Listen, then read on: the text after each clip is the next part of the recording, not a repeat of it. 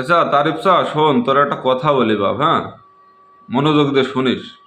সারা বাংলাদেশে মানে হাজার হাজার লাখ লাখ প্রবাসী আছে যারা দালালের খপ্পরে পড়ে বিদেশ যে কাজ পায় না, ঘুরে চলে আসা লাগে।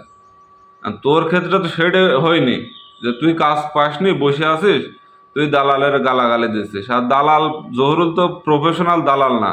ও দেখা যাচ্ছে যে লোক পাঠায়, সেখান থেকে দেখা যাচ্ছে ২-২০ হাজার ইনকাম করে।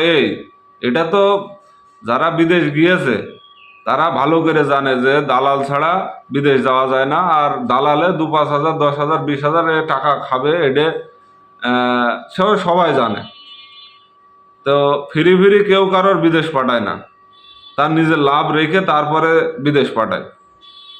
আর জহুরুল জহুরুল কিটা, জহুরুল কি ওই দেশের মালয়েশিয়ার কোম্পানির মালিক? সে যা বাংলাদেশের তো বললো যে হ্যাঁ তারিফের ওখানে ম্যানেজারের পোস্টে বসাই দাও, তোর ওখানে বসাই দিলে পোস্টে, তুই ম্যানেজারই করলি।